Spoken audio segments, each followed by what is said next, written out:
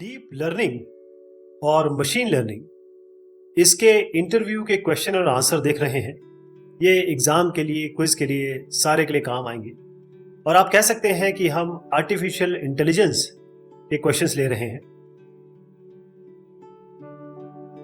What is the difference between machine learning and deep learning?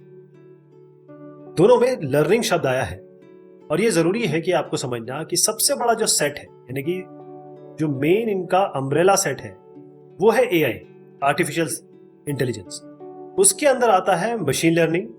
Machine learning 3 प्रकार की होती है, एक सुपरवाइज्ड होती है, एक अनसुपरवाइज्ड होती है और एक आपके रीइंफोर्समेंट लर्निंग होती है। इसके अंदर डीप लर्निंग आती है और डीप लर्निंग मतलब बहुत सारा डीप लेवल पे, यानी आप बहुत सारे लेयर्स पे जाते हैं। तो यहां पर हम इंसानी दिमाग का प्रारूप बनाने की कोशिश करते हैं, तो यहां पर न्यूरल नेटवर्क आता है। ओके, तो मशीन लर्निंग एक सबसेट है आर्टिफिशियल इंटेलिजेंस का।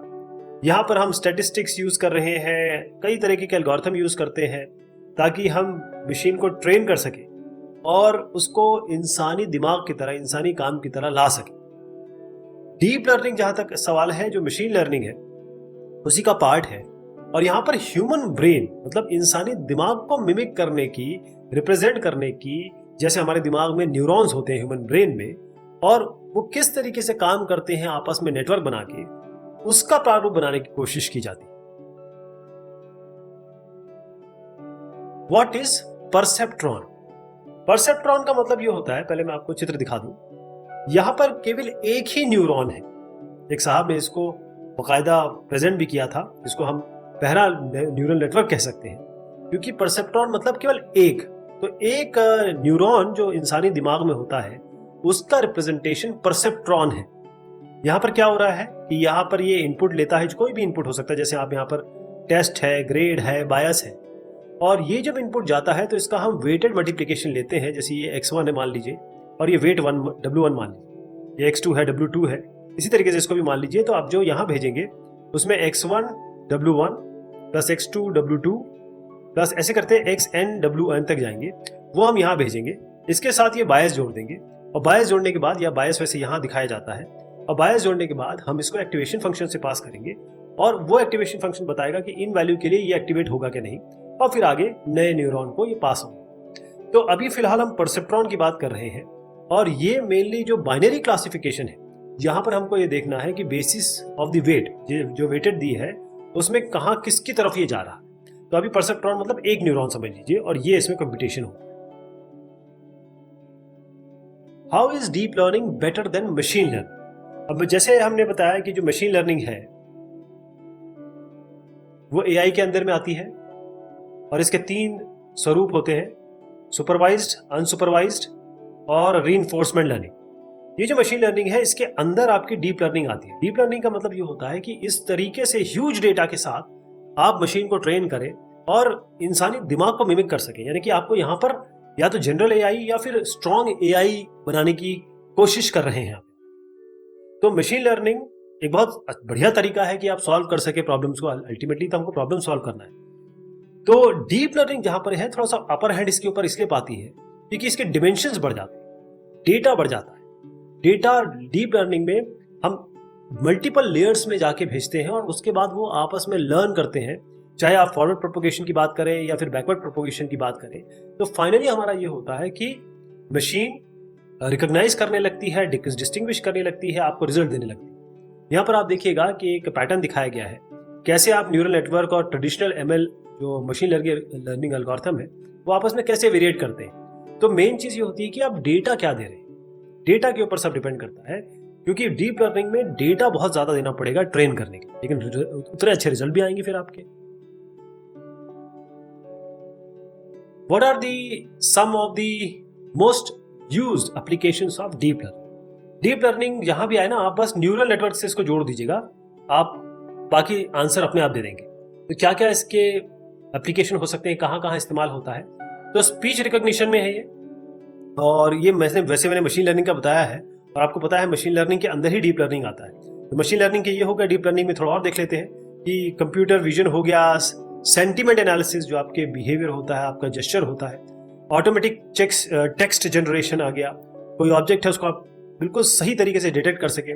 NLP यानी कि नेचुरल लैंग्वेज प्रोसेसिंग, अगर आपने आजकल जीमेल पे आप गए हो तो जैसे आप एज सून टाइप करते हैं वो अपने आप इसके आगे एज सून एज पॉसिबल लिख के आपको दे देगा। इमेज रिकॉग्निशन है तो इमेज प्रोसेसिंग में तो बहुत ज्यादा यूज है इसका।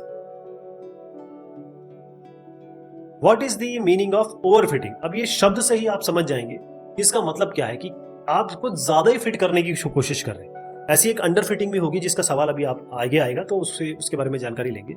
पहले चित्रों से समझिए आप कि ओवरफिटिंग अंडर फिटिंग हो क्या रही है। यहां देखिए ये ट्रू फंक्शन है, ठीक है। अब यहाँ ट्रू फंक्शन है और आप यहां पर या तो इसके ओवरफिट कर रहे हैं, या ऊपर निकल जा रहे हैं, या फिर नीचे चले जा रहे हैं। इसी को ओवरफिटिंग अंडर फिटिंग कहेंगे। यानी कि अगर आप कहेंगे कि मान लीजिए आपके 80 मार्क्स आए एक्चुअल में, और आपका एग्जाम मतलब 80 मार्क्स आपने प्रेडिक्ट किया, 90 मार्क्स आ गए, तो आपने ओवरफिट किया, और आपके 70 आए तो अंडरफिट किया। इसको इस तरीके से समझिए, ठीक है। अब देखिए ओवरफिटिंग बहुत कॉमन इश्यू है जब हम डीप लर्निंग की बात करते हैं। ये तब होता है जब हम डीप लर्निंग जो एल्गोरिथम होते हैं वो क्या करता है कि बहुत जबरदस्त तरीके से कोशिश करता है कि इसको वैलिड इंफॉर्मेशन मिल जाए, मतलब उसको बस वैलिडिटी चाहिए, तो वो बहुत जबरदस्त तरीके से हंटिंग की कोशिश करता है। तो होता क्या है कि हमारे पास एक्चुअल डेटा भी है और साथ में नॉइज भी है। नॉइज तो होती है, नॉइज को तो आप कभी जीरो कर ही नहीं सकते, तो वो क्या करता है नॉइज को पकड़ने लगता है, तो वेरिएंस बहुत बढ़ जाता है और जो बायस है वो कम हो जाता है, जो आप यहां पर भी देख रहे हैं, ठीक है जी। इसका मतलब ये है कि जो मॉडल है वो जो एक्यूरेसी की तरफ आप भेजना चाह रहे हैं वो एक्चुअली इनएक्यूरेट होने लगता है, और जो इफेक्ट आप पाना चाह रहे हैं वो अनडिजायरेबल इफेक्ट आने लगते हैं, ठीक है।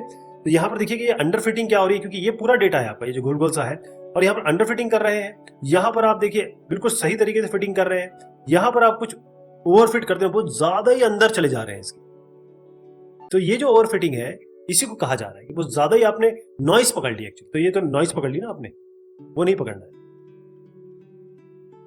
What are activation functions? अगर एक लाइन में कहूं तो ये न्यूरॉन को एक्टिवेट करता है। बस इतना समझ लीजिए कि न्यूरॉन का एक्टिवेशन तभी होगा जब एक्टिवेशन फंक्शन उस पर काम करेगा या सही रिजल्ट देगा। तो एक्टिवेशन फंक्शन मैं बता दूं कि ये आप अलग अलग फंक्शन देखिए, आप रेलू देख रहे हैं, लीकी रेलू देख रहे हैं, और सारे दिखा देता हूं वैसे। ये सारे के सारे फंक्शन है जो एक्टिवेशन फंक्शन में आप उपयोग करते हैं। तो एक्टिवेशन फंक्शन जब हम डीप लर्निंग की बात करते हैं, आर्टिफिशियल इंटेलिजेंस की बात करते हैं, तो होता यह है, मान लीजिए आपका जो इनपुट आ रहा है, मैं पूरा अच्छी तरीके से बताता हूं यहाँ पे ताकि आप पूरा समझ जाए, थोड़ा बैकग्राउंड में ले जाना पड़ेगा आपको। देखिए ये आपका न्यूरॉन है, यहां पर आपने इनपुट दिया, ये इनपुट गया, ये वेट है, इनको मल्टीप्लाई किया, ऐड किया, इसमें पास कर दिया। जैसे यहां पर पास कर दिया उसके साथ बायस भी जोड़ दिया, जैसे x1 w1, x2 w2, xn w1, इन सबको ऐड कर दिया प्लस बायस कर दिया। अब ये जब गया तो ये जो न्यूरॉन है इसमें दो पार्ट है। एक तो ये कंप्यूटेशन वाला पार्ट हो गया, मतलब x1 w1, x2 w2, ये xn w1 तक n तक होगा, और प्लस बायस आप जोड़ देंगे। बायस केवल ये होता है कि आप नहीं चाहते कि भाई हर चीज ओरिजिन से पास हो, फिर उसको रियलिस्टिक के लिए थोड़ा सा बायस जोड़ दें। जैसे y = mx + c में जो c है वो y इंटरसेप्ट होता है ना, तो लाइन को ओरिजिन से ना पास करके अगर यहां से पास करें तो वही बायस समझ लीजिए आप, उस तरीके से बायस होता है। यहां पर एक्टिवेशन फंक्शन है। अब ये वैल्यू क्या आ रही है हमें पता नहीं, लेकिन ऐसे तमाम हजारों लाखों वैल्यू आएंगी। ये जो वैल्यू है, अगर मैं इसको क्या चाहता हूं, मैं इतनी सारी वैल्यू कैसे हैंडल कर सकता हूं। हो सकता है कोई वैल्यू 2 लाख आ जाए, हो सकता है कोई -2.7 आ जाए, कुछ भी वैल्यू आ सकती है। इतने सारी वेरिएशन को मैं कैसे हैंडल करूं, इसलिए हम एक्टिवेशन फंक्शन यूज करते हैं। एक्टिवेशन फंक्शन क्या करेगा, जैसे हम एक फंक्शन उठाते हैं सिग्मॉइड। सिग्मॉइड क्या करेगा, जो भी वैल्यू यहां से आ रही है, इसकी रिजल्ट आ रहा है, वो जो भी आप वैल्यू डालोगे वो 0 और 1 के बीच में आ जाएगी। तो जितनी भी वैल्यू जब 0 से 1 के बीच में आ जाएगी तो उसको हैंडल करना आसान हो जाएगा। तो 0 से 1 के बीच में अगर आ जाती है या सही वैल्यू आती है तो ये एक्टिवेट हो जाएगा, यहां से आउटपुट लिया जाएगा, अदरवाइज ये deactivate. Why is Fourier transform used in deep learning? देखिए फूरियर ट्रांसफॉर्म जो होता है वो आपका टाइम डोमेन से और स्पेशल डोमेन से, स्पेस मतलब जगह लोकेशन, और टाइम तो खैर समझते ही आप, यहां से ये फ्रीक्वेंसी डोमेन में आपको ले जाता है। तो आपको बकायदा फ्रीक्वेंसीज मिलती है, कौन सी चीज कितने बार हो रही है। फूरियर ट्रांसफॉर्म का काम ये होता है, बहुत ही जबरदस्त चीज है ये। अब इसमें देखिएगा कि वो जो फूरियर ट्रांसफॉर्म है यहां पर करते क्या है, हमारे पास बहुत जबरदस्त डेटा है, बहुत ज्यादा डेटा है, उसको कैसे मैनेज करें। उसको मैनेज करने के लिए हम ये वाला काम करें। वो क्या करता है कि जो रियल टाइम, जैसे मैंने कहा ना, टाइम जो डेटा है उसको फ्रीक्वेंसी में कन्वर्ट करता है, यानी कि आपको केवल नंबर बता देगा कि कितने बार ये आया है, क्या कितने बार ये रिपीट हुआ है। तो ये रियल टाइम एरे डेटा आप देंगे और उसको फटाफट ये, क्योंकि इसकी एफिशिएंसी भी बहुत ज़बरदस्त है, और ख़ास तौर पे अगर आप फास्ट फूरियर ट्रांसफॉर्म लगाएंगे FFT तो बहुत ही ज़बरदस्त है। ठीक है जी। तो ये एफिशिएंसी भी मेंटेन करता है और बहुत तरीके के जो सिग्नल्स आ रहे हैं, डेटा आ रहा है, उन सबको हैंडल करने की इसमें शक्ति होती है। इसीलिए फूरियर ट्रांसफॉर्म को डीप लर्निंग में इस्तेमाल किया जाता है। What are the steps involved in training a perception in deep learning? तो ये मैं आपको परसेप्शन नहीं, इसको परसेप्ट्रॉन कर रहा हूँ, थोड़ा सा गलत हो गया है, इसको हम परसेप्ट्रॉन कर देते हैं।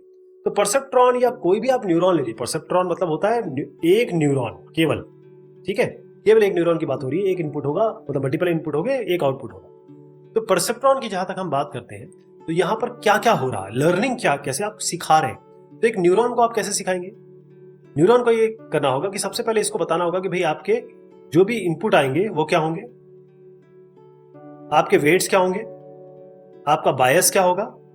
ठीक, इनपुट देंगे, प्रोवाइड इनपुट, आउटपुट कैलकुलेट करिए, और उसके बाद ये W1 W2 W3 WN आपने वेट दे दिए, बायस बताएंगे, और उसके बाद जब ये रिजल्ट आएगा, आउटपुट जो भी आएगा, उस हिसाब से इसको W को आप वेरिएट करेंगे, मतलब चेंज करेंगे अगर आपका सही आउटपुट नहीं आता। फिर इसको करते चले जाएंगे बार बार, जब तक ये इस पर्टिकुलर, जैसे कैट और डॉग है, तो पता कर पाए कि भाई वाकई में कुत्ता है या फिर बिल्ली है। ये पूरा जब पता कर पाएगा तब तक आप ये वाला काम करते रहेंगे। What is the use of loss function. अब लॉस फंक्शन या लॉस, इसमें होता यह है, मैं पूरा आपको एक सिनेरियो बताता हूं। होता यह है कि हमारे पास ये एक ही परसेप्ट्रॉन की बात करते हैं, आप समझ जाएंगे कि मैं हर एक न्यूरॉन में ऐसे ही हूं। होता यह है कि हमारे पास एक आउटपुट आता है। अभी आउटपुट मान लीजिए 5 आया, हम चाह रहे थे 3 आए, है ना। तो ये 5 और 3 का डिफरेंस कितना हो गया, 2। तो हम हर एक न्यूरॉन का ऐसा आउटपुट लेंगे, जैसे ये 2 आया, हम 5 चाह रहे थे, इसका 2.5 आ गया, तो 5 और 2.5 में डिफरेंस हो गया 2.5। तो ये जो डिफरेंसेस आए ना, मतलब एक्चुअल, मतलब y जो हम ट्रू वैल्यू है और y जो प्रिडिक्टेड वैल्यू है, उनका डिफरेंस लेंगे। जैसे मैंने यहाँ 2.5 लिया, इसका और इसका, और इसको स्क्वायर कर देंगे। फिर इसका जब स्क्वायर कर देंगे और उसका मीन ले लेंगे, n से डिवाइड कर देंगे, कितने आपके जो सैंपल्स हैं, जितने भी आपने इनपुट दिए होंगे, ये आपका हो गया मीन स्क्वायर्ड एरर। अब मीन स्क्वायर्ड एरर तो हो गया, इसके बाद क्या होता है कि इस मीन स्क्वायर्ड एरर को हमको 0 करना होता है, कम से कम करना होता है। तो यहाँ पर हम अगर देखें तो ये W1 है, W2 है, ये तो X1 X2 Xn तो इनपुट हो गए, हर एक लाइन का एक वेट है, हर एक इनपुट का एक वेट है। तो ये वेट अगर आप लॉस फंक्शन लिखे तो W1, क्योंकि वेरिएट किसको कर सकते हैं, या तो इनपुट को तो कभी वेरिएट नहीं कर सकते, इनपुट तो डेटा ही है, उसको कैसे चेंज करेंगे। वेट आपने दिए हैं, बायस आपने दिया है, तो W1 W2 ऐसे WN और B1 ऐसे करते हैं BN तक। तो ये जो फंक्शन मैंने बनाया ना, इसे लॉस फंक्शन, और फिर हम इसमें पार्शियल डेरिवेटिव लगाते हैं ताकि हम ऐसा कुछ निकाल सकें कि W1 में क्या वेरिएट करना है, ये जो एरर है कम से कम हो जाए, इसलिए हम वेट 1 में चेंज करते हैं। तो ये एक लंबी चीज़ है, इसके आगे जो ग्रेडियंट डिसेंट भी लगाते हैं ऑप्टिमाइजेशन के लिए। फिलहाल आप ये समझ लीजिए कि भाई जो न्यूरल नेटवर्क है, इसने सही तरीके से चीज़ें समझी है कि नहीं समझी है, गलत समझी है, तो आप उसको बताएंगे कि भाई ये आपको करना है, ये परफॉर्मेंस अगर ठीक नहीं आ रहा है तो लॉस फंक्शन को चेंज कर करके, यानी आपको वेट चेंज करना है, बायस चेंज करना है, तो ट्रेनिंग देनी है। What are some of the deep learning frameworks or tools that you have used? तो एक बात बता दूं आपको, ये बड़ा फेवरेट क्वेश्चन है पूछने का, ये इसी से जाना जाता है कि वाकई आपने काम किए कि नहीं किए। तो मैं आपको सबके नाम ले लेता हूं, लेकिन आपको ये समझना होगा कि गूगल की तरफ से क्या है, अमेजन की तरफ से क्या है, माइक्रोसॉफ्ट की तरफ से क्या है, और फेसबुक की तरफ से क्या है। जैसे पाईटॉर्च फेसबुक की तरफ से, टेंसरफ्लो गूगल की तरफ से, CNTK माइक्रोसॉफ्ट की तरफ से। तो ये डीप लर्निंग के फ्रेमवर्क में टेंसरफ्लो, केरास, पाईटॉर्च, कैफे2, CNTK जैसे मैंने अभी यहाँ बताया आपको, MXNet है, थियानो है, ये सारे के सारे फ्रेमवर्क हैं। कई सारे जो है वो बेसिक लो लेवल API हैं, कई सारे जो है वो ऊपर के रैपर, जैसे आपका जो केरास है, ये रैपर है, यानी कि ये सारे चीज़ें इस पर कर सकते हैं, क्योंकि अंदर जो प्रोग्रामिंग है जैसे टेंसरफ्लो में बड़ी डीप आपको नॉलेज होने की जरूरत है, केरास में ऐसी जरूरत नहीं है। What is the use of swish function. Swish, तो ये स्विश फंक्शन है, पहली चीज ये बताऊं आपको, ये जो फंक्शन बनाया है ये गूगल ने बनाया है, तो इसलिए इसकी बात हो रही है। गूगल जो काम करता है आप देखते हैं हमेशा सक्सेस ही होता है। तो ये एक्टिवेशन फंक्शन, जैसे पहले सिग्मॉइड यूज होता था, रेलू बहुत फेमस हो गया, रेलू बहुत सारे लोग यूज करने लगे। अब गूगल ने क्या किया कि भाई ये वाला फंक्शन लाया। अब ये देखिए, ध्यान से देखिए, ये फंक्शन यहां से नीचे जाता है और यहां से ऊपर जाता है। जैसे ये रेलू फंक्शन ले लीजिए, वो कैसे जाता था? रेलू फंक्शन यूं सीधा जाता था, मतलब यहाँ पर वाई एक्सिस पे तो 0 रहेगा, यहां से वो आगे चढ़ेगा ऐसे। ऐसे सिग्मॉइड फंक्शन क्या करता था? एस कर्व देता था आपको, यूं करके 0 और 1 के बीच में रहता था, ऐसे एस करके एस कर्व देता था। यहां पर जो स्विच फंक्शन है, गूगल ये क्लेम करता है कि ये जितने भी एक्टिवेशन फंक्शन है उन सबको ये आउट परफॉर्म करता है, सबसे बेहतर रिजल्ट है। और इसके से जो आप कंप्यूटेशन करेंगे, जो भी कैलकुलेशन करेंगे, उसकी एफिशिएंसी भी बढ़ती है। What are auto encoders? Auto encoder का मतलब क्या है? ऑटो एनकोडर के बहुत सारे काम है और ये बनाया गया था किस बहुत सारे पर्पस के लिए। तो पहली चीज तो ये आर्टिफिशियल न्यूरल नेटवर्क या न्यूरल नेटवर्क है, ठीक। और सबसे बड़ी बात ये है कि अनसुपरवाइज लर्निंग वाला पार्ट है, मतलब ये अनसुप कह दीजिए इसको, सुपरवाइज लर्निंग नहीं है, अनसुपरवाइज लर्निंग है। तो यहां पर क्या होता है कि ये जितने इनपुट होंगे उतना ही आउटपुट होंगे, यानी कि अगर आप एक इमेज देंगे उतनी वैसी ही इमेज यहां निकल के आएगी। लेकिन ये जो इमेज है ये यहां जाके इसके न्यूरॉन्स कम होने लगते हैं, इनपुट के न्यूरॉन्स कम होने लगते हैं। फाइनली आपको एक कोडेड मिलता है, यानी आपका एक तरीके से कंप्रेशन हो गया यहाँ पे। फिर उसके बाद इसी कंप्रेस्ड वे से आप रीजनरेट करने की कोशिश करते हैं। तो ऑटो एनकोडर खासतौर पे जो आउटलायर्स होते हैं उनको निकालने के काम में आता है, डिमेंशनलिटी रिडक्शन के काम में आता है, और यहाँ तो आपने देख ही लिया ये कंप्रेशन के काम में भी आता है। तो यह पहली चीज तो अनसुपरवाइज लर्निंग के लिए है, और यहाँ पर मैपिंग से सीखता है। यहाँ पर देखिएगा आप, ये शेप जो है कुछ इस तरीके का है, पहले कम होता चला जाता है और उसके बाद फिर ये बढ़ता चला जाता है। बढ़ता मतलब जो नंबर ऑफ न्यूरॉन्स कम हो जा रहे हैं। तो दो एंटिटीज हैं इसमें, एक तो एनकोडर हो गया है, ये वाला यहाँ से यहाँ तक वाला पार्ट। ये जो एनकोडर है ये क्या करता है, इनपुट को किसी एक इंटरनल कंप्यूटेशन स्टेट जो हम चाहते हैं वहां तक लेके आता है, और उसका डिकोडर क्या करता है, जिस स्टेट पर हैं आप वहां से वो ओरिजिनल चीज लाने की कोशिश करता है, जो आपने इनपुट की है उस तरीके की चीज वापस लाने की कोशिश करता है। What are the steps to be followed to use the gradient descent algorithm? इसमें भी बहुत कुछ समझना होगा। पहली चीज बताऊं, ग्रेडियंट डिसेंट एल्गोरिथम क्या है। अब आपने क्या किया कि एक न्यूरॉन, एक ही बताता हूं, मान लीजिए आपने एक इनपुट दिया, फिलहाल के लिए समझ लीजिए वेट इसका W है। अब आपने आउटपुट लिया, देखा कि आउटपुट तो यार गलत आ रहा है, तो मीन स्क्वायर्ड एरर निकाल लिया, और देखा कि मीन स्क्वायर्ड एरर ज्यादा आ रहा है, तो आपने कहा कि ठीक है, एक काम करते हैं कि जो मीन स्क्वायर्ड एरर आ रहा है उसके हिसाब से हम लॉस फंक्शन बना देते हैं। लॉस फंक्शन अभी केवल वेट W1 है, यहाँ पर एक बायस दे देता हूँ B1, तो W1 और B1 का एक लॉस फंक्शन। अब आप क्या करेंगे कि पार्शियल डेरिवेटिव करेंगे, क्योंकि एक साथ दोनों को करना नहीं है, पहले W1 का वेट चेंज करना, फिर B1 करना, ऐसे W1 से लेकर WN तक हो सकते हैं। तो DL/dt W1 करेंगे, यहाँ पर पूरा एक हमारे पास एक चेन रूल होता है, उससे हमारे पास एक कंप्यूटेशन हो जाता है, उससे हमारे पास एक वैल्यू निकल जाती है। तो डेल्टा L/डेल्टा W1 निकल जाता है कि वेट 1 में कितना चेंज होना है। फाइनली अब हमको ऑप्टिमाइज करना है। ऑप्टिमाइज करने के लिए क्या करते हैं, वेट 1 में जो परिवर्तन करते हैं वो केवल इतना होता है W1 माइनस ईटा, और ये वैल्यू यहाँ डाल दें। जैसे मान लीजिए यहाँ आपका 0.5 आ गया, 1 लड़के के लिए है, 0 लड़की के लिए, लेकिन 0.5 में तो बता ही नहीं सकते लड़का है कि लड़की है। और मान लीजिए डेल्टा L/डेल्टा W आपका 0.24 आ गया, तो आप क्या करेंगे, W1 माइनस ईटा और डेल्टा L/डेल्टा W1, यानी कि ये 0.24 यहाँ रखेंगे। जो वेट 1 होगा, जो भी यहाँ पर होगा, मान लीजिए आपका 1 ही होगा, 1 था, एग्जाम्पल ले लेते हैं, 1 माइनस। अब ईटा क्या है, ईटा जो एक वैल्यू है इसको लर्निंग रेट कहते हैं। ये 0 से लेकर 0.1 तक वेरी होती है, तो कोई भी वैल्यू ले सकते हैं, 0.001 ले लीजिए। तो अल्टीमेटली आपने क्या किया, वेट को चेंज किया, और ये बार बार करते रहेंगे जब तक या ये लड़का नहीं बता दे या लड़की नहीं बता। तो इसी को हम GS या ग्रेडियंट डिसेंट एल्गोरिथम कहते हैं। बेसिकली ये ऑप्टिमाइजेशन के लिए यूज होता है।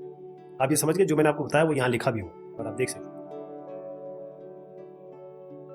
Differentiate between single layer perceptron and multi layer perceptron. Single layer perceptron, multi layer perceptron का सीधा मतलब ये है कि सिंगल लेयर का मतलब ये है कि भाई एक ही लेयर हो, है ना। मल्टीपल लेयर का मतलब एक से ज्यादा लेयर हो। तो सिंगल लेयर परसेप्ट्रॉन की बात यह है कि ये जो नॉन लीनियर डेटा आता है उसको तो ये क्लासीफाई नहीं कर सकता। मल्टी लेयर जो आप ये मल्टी लेयर्स देख रहे हैं वो आराम से क्लासीफाई कर सकती है नॉन लीनियर डेटा को। सिंगल लेयर परसेप्ट्रॉन में जो पैरामीटर लेते हैं बड़ा लिमिटेड होता है। यहाँ पर हजारों तरीके के पैरामीटर्स होते हैं, और बड़ा डेटा ये हैंडल नहीं कर पाएगी, छोटा डेटा ये आराम से हैंडल कर सकती है multiple layer perceptron. Multiple layers perceptron समझ रहे हैं ना। इसका मतलब ये होता है कि जब आपके पास एक आउटपुट लेयर हो, एक हिडन लेयर हो और एक सॉरी, एक इनपुट लेयर हो, एक हिडन लेयर हो और एक आउटपुट लेयर हो। ये आपका सिंगल लेयर परसेप्ट्रॉन होगा। जब आपका इनपुट हो और आउटपुट हो और H1 H2 HN करके मल्टीपल आपके हिडन लेयर्स हो तो आपका multi layer perceptron. What is data normalization in deep learning? तो डेटा नॉर्मलाइजेशन होता क्या, पहले समझ लीजिए। देखिए, ये एक डेटा आप देख रहे हैं, ये नॉर्मलाइज नहीं है। नॉर्मलाइज क्योंकि इसको हैंडल करना, जैसे अगर मान लीजिए, एक बहुत अच्छा एग्जांपल देता हूं, आपके पास ऐसे साउंड आया और वो साउंड कुछ इस तरीके से, ये नॉर्मलाइज नहीं है। लेकिन इसको नॉर्मलाइज अगर आप करेंगे ना तो ये ऊपर का एक कट दे देंगे, नीचे का एक कट दे देंगे, है ना। तो डेटा नॉर्मलाइजेशन ये ऐसा प्री प्रोसेसिंग स्टेट है, ध्यान रखिएगा, जो आपका मशीन लर्निंग लाइफ साइकिल है उसमें ये प्री प्रोसेसिंग में आता है। यहां पर क्या होता है कि एक स्पेसिफिक रेंज, जैसे मैंने कहा ना, इस रेंज में इसको फिट किया जाता है, तो उस एक रेंज में ये सुपर ना निकल गया, जो नीचे निकल गया उसको हटा दिया जाता है। इसका मतलब ये है कि जिस नेटवर्क के बारे में आप बात कर रहे हैं, ताकि सारे डेटा ठीक से कन्वर्ट कर सके जब भी हम बैक प्रोपोगेशन करें। तो यहाँ पर आप देखेंगे किस तरीके से इसको नॉर्मलाइज किया गया है, और इस डेटा और इस डेटा में आप डिफरेंस भी देख पा रहे हैं कि काउंट्स कितने हो गए इसमें। एक का 58 है, एक का 51 है, एक का 41 है। और ये अब जब हमने नॉर्मलाइज किया तो एक तकरीबन करीब के डेटा हो गए, नंबर्स कह दें या फिर रेंज कह दें। What is forward propagation? Forward मतलब आगे, प्रोपोगेशन मतलब बहना, जाना, या फिर कहेंगे स्ट्रीमिंग करना। तो जो फॉरवर्ड प्रोपोगेशन है, ये ऐसा सिनेरियो है जहां पर इनपुट को आप हिडन लेयर से पास करते हैं। यहाँ पर आपके वेट्स होते हैं और हर एक जो हिडन लेयर है, यहाँ पर एक आपका एक और एक्टिवेशन फंक्शन होगा, जैसे मैंने आपको बताया सिग्माइड वगैरह, रेलू और स्विश, ये यहाँ पर जाएगा और इस एक्टिवेशन फंक्शन के हिसाब से ये एक्टिवेट होंगे या नहीं एक्टिवेट होंगे। इसी को हम फॉरवर्ड प्रोपोगेशन कहते हैं। इनपुट लेयर से शुरू हो रहा है, हिडन लेयर से जाता हुआ या आउटपुट लेयर पे आपको डेटा मिले, मतलब रिजल्ट मिले। What is back propagation? अब फॉरवर्ड प्रोपोगेशन तो आप समझ गए, तो बैकवर्ड प्रोपोगेशन क्या हुआ? अब आप जब यहां से यहां तक आ गए, आपका आउटपुट आया, फिर आपने क्या किया, इसमें मीन स्क्वायर्ड एरर निकाला। यहां तक मीन स्क्वायर्ड एरर निकाला कि भाई डिफरेंस क्या है एक्चुअल और जो ट्रू में। फिर आपने क्या किया, एक लॉस फंक्शन लिया और उससे लॉस फंक्शन से आपने लॉस जो फंक्शन की वैल्यू निकाली। मान लीजिए delta L by delta W1 आपने निकाला। उसके बाद आप गए GSD पे, जैसे ये क्या ग्रेडियंट डिसेंट की बात नहीं कर रहा हूँ, जो ग्रेडियंट डिसेंट है उसकी बात नहीं कर रहा हूँ, और भी आपके ऑप्टिमाइजेशन फंक्शन है। और वहां से आपने एक वेट निकाला, W1 इक्वल्स W1 माइनस मान लीजिए eta delta L by delta W1।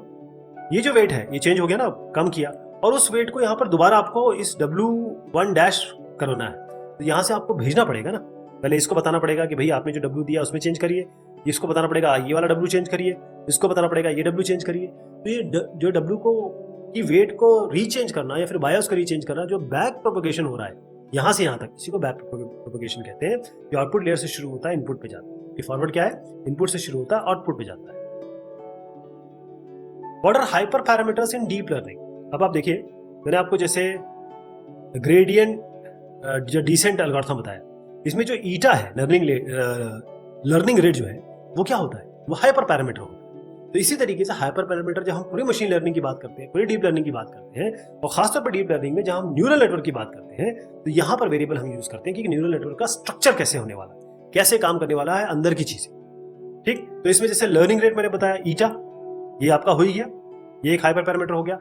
कितने नंबर ऑफ हिडन लेयर्स हैं, ये आपका हो गया, और कितने इपॉक्स हैं, ये सब भी चीजें इसमें आती है। तो आप देखिएगा कि मैं मॉडल डिजाइन पे नहीं जा रहा हूँ, ना मॉडल पैरामीटर्स पे जा रहा हूँ, लेकिन लर्निंग रेट, ड्रॉप आउट, ये सब जो आपके आते हैं, इपॉक्स होते हैं, ये सब सारे इपॉक्स मतलब कितने बार इटरेशन चलेगा, कितने बार आगे से पीछे ऐसा चलता रहेगा ताकि सही रिजल्ट आ जाए या हम ले आए, इसको हम हाइपर पैरामीटर्स कहते हैं।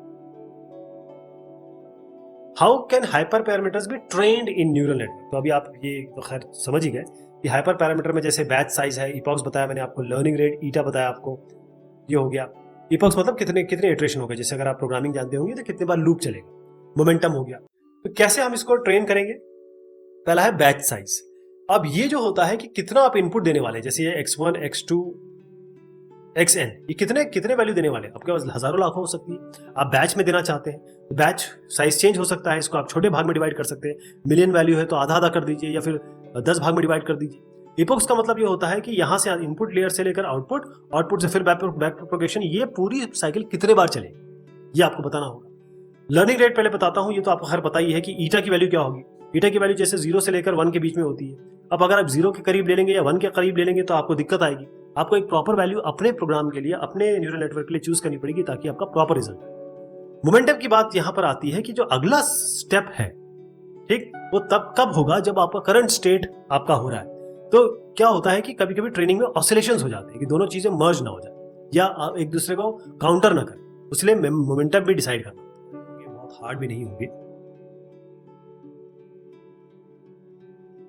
What is the meaning of drop out in deep learning? तो डीप लर्निंग जहां तक बात आती है, हम सीधी बात करते हैं आर्टिफिशियल न्यूरल नेटवर्क की। तो जब हम न्यूरल नेटवर्क की बात करेंगे तो यहां पर ये ड्रॉप आउट एक ऐसी टेक्निक है या तकनीक है जिसमें जो ओवरफिटिंग की दिक्कत है उसको हम थोड़ा सा दूर करने की कोशिश करते हैं। तो अगर ये भी ध्यान रखिएगा कि ये जो ड्रॉप आउट है, अगर ये वैल्यू बहुत कम है तो ये लर्निंग में बहुत कम इफेक्ट होगा। लेकिन अगर यही चीज बहुत ज्यादा है तो मॉडल हो सकता है कि लर्न करे ना, अंडर लर्न कर जाए, तो एफिशिएंसी कम हो जाए। होता यह है कि हमारे पास ये अलग अलग न्यूरॉन्स हैं। ड्रॉप आउट का मतलब ये होता है कि हम कुछ न्यूरॉन्स किसी कंडीशन के हिसाब से इनको ड्रॉप करा देते हैं।